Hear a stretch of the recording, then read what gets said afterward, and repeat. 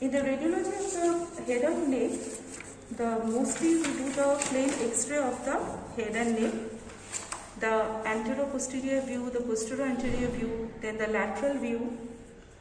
The anterior-posterior view is also known as the fronto-occipital view, and the posterior-anterior view is called the occipito-frontal view. Then there are other views as well. These are the fronto-occipital with the 30-degree angle, which is known as the Townes view, where the X-ray beam passes making an angle of 30 degree with the orbitomeatal plane. What is orbitomeatal plane? This orbitomeatal plane is actually an imaginary line which passes from the outer canthus of the eye right up to the center of the external acoustic meatus. Then there is the occipitomental view or the Waters view, where the orbitomeatal line makes an angle of 45 degree, where the X-ray beam makes an angle of 45 degree with the orbitomeatal line. Then there is also another view known as the submento-vertical view or the basilar view. Besides the plain X-ray of the head and neck, we have the CT scan, MRI, angiography, ultrasonography, which are also helpful in investigations of any pathology of the head and neck. And I shall be discussing with you the lateral view, the posterior anterior view, and the occipito-mental view in our today's class. So now the question is, when do we need to do an X-ray of the skull? The X-ray of the skull is commonly done after a traumatic head injury. Then it is also done to see the paranasal air sinuses. Then there are to see the other pathological conditions of the skull, which includes the decalcification of the skull bones, any skull deformities. Then there may be fracture of the skull or the facial bones. Then there may be the frequent headache, infection of the bones of the skull, etc. So here we can see the plain X-ray of the head and neck, the lateral view. In the lateral view, we can see some radio-opaque areas and some radiolucent areas. Now coming to what are the bones that we can see in the lateral view?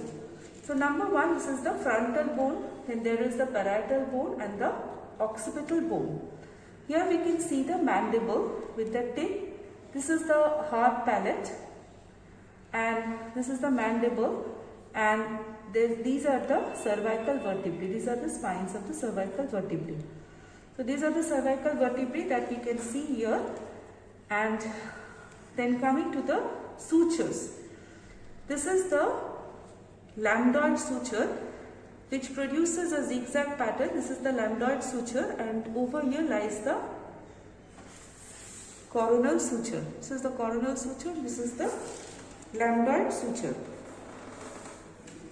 Now besides this, we can also see some radiolucent areas. This is a triangular translucent area, which is the frontal sinus, and it is situated in the anterior part of the frontal bone, in the lower part, with the base directed below. And this frontal sinus will open into the middle meatus of the nose to the frontonasal duct. And here you can see the mastoid you can see the maxillary air sinus. These are the maxillary air sinuses, and these are the frontal. This is the sphenoidal air sinus that you can see here. Sphenoidal air sinus. Now this part is the sella turcica. This anterior and posterior projections are the anterior and posterior clinoid process, and this part is the sella turcica. And just below the sella turcica, we can see the sphenoidal air sinuses. And this sphenoidal air sinus will open into the sphenoethmoidal recess. This is the petrous part of the temporal bone, and this is the mastoid air cells, which is producing a honeycomb translucent areas. This is the mastoid air cells. These are the mastoid air cells, and there are three types of mastoid air cells: sclerotic, pneumatic, and mixed type. And 5 millimeters ring-shaped shadow, which is seen close to the center of the petrous part of the temporal bone, is the external acoustic meatus. So this is the external acoustic meatus. Besides this, we can also see the bony orbit. We can see the bony orbit, and these are the okay. So these are the structures that we can see in the X-ray of the lateral view. Ready. So this is the odontoid process. This is the temporomandibular joint. This is the temporomandibular joint, and here you can see the translucent shadow of the larynx and the trachea. So now we will move on to our next X-ray plate.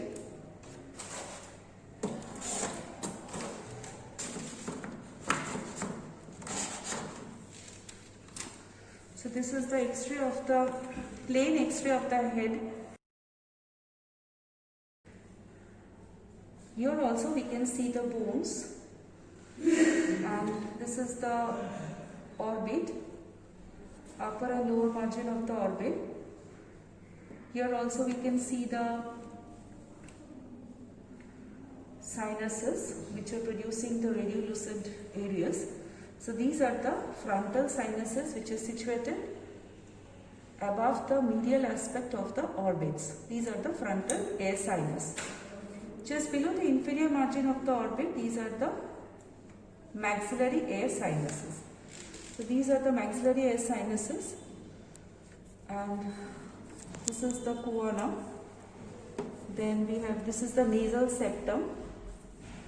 At the center is the nasal septum, and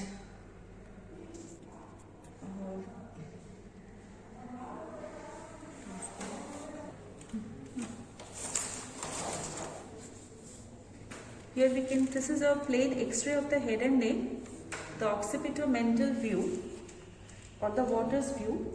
In the occipitomental view, the extreme beam is passed, making an angle of 45 degrees with the orbitometal plane. And in this occipitomental view, we can see the air sinuses very clearly. These are the frontal air sinus, which is located above and medial to the orbit, bony orbit. Then these are the maxillary air sinuses. These are the maxillary air sinuses, and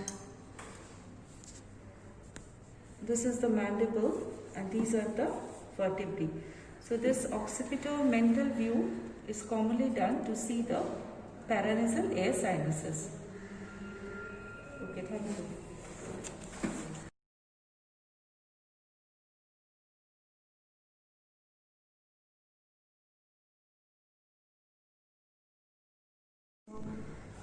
In our next X-ray plate, we can see this is showing the plain X-ray of the head and neck in the posterior anterior view. And in the posterior anterior view also, we can see the bones. That is the frontal bone. We can see the mandible.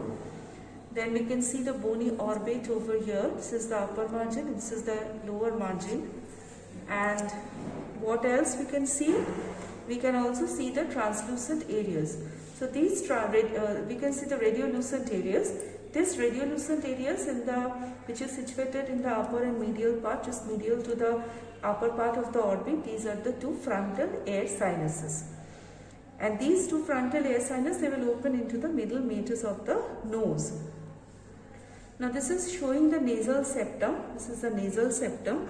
And on either side of the nasal septum, you can see the ethmoidal air sinuses. These are the ethmoidal air sinuses. And just below the inferior margin of the orbit, these are the maxillary air sinus. Right and left maxillary air sinuses.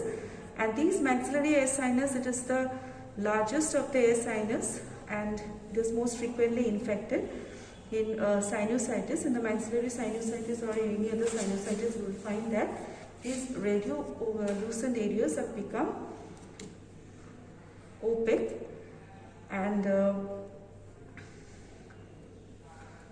so these are some of the features that can be seen in the X-ray of the plain X-ray of the head and neck in the posterior anterior view.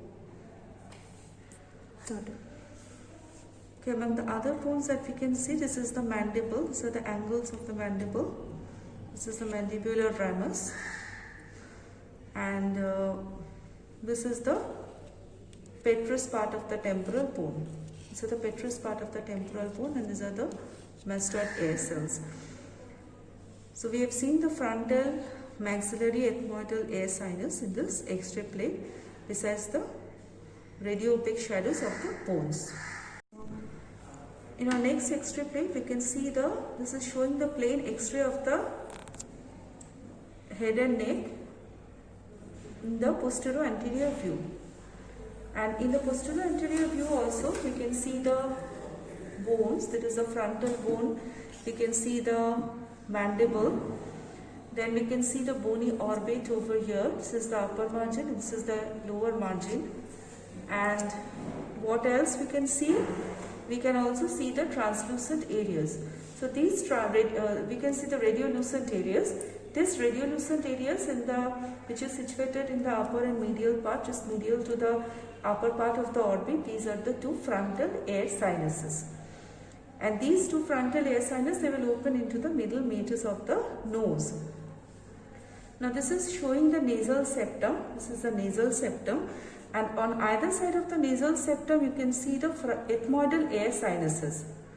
These are the ethmoidal air sinuses. And just below the inferior margin of the orbit, these are the maxillary air sinus. Right and left maxillary air sinuses. And these maxillary air sinus, it is the largest of the air sinus and it is most frequently infected in sinusitis. In the maxillary sinusitis or in any other sinusitis, you will find that these radiolucent areas have become opaque, and so these are some of the features that can be seen in the X-ray of the plain X-ray of the head and neck in the posterior anterior view. Okay, among the other bones that we can see, this is the mandible. These are the angles of the mandible. This is the mandibular ramus, and this is the petrous part of the temporal bone. So the petrous part of the temporal bone, and these are the mastoid air cells. So we have seen the frontal maxillary ethmoidal air sinus in this X-ray plane, besides the radio-opaque shadows of the bones.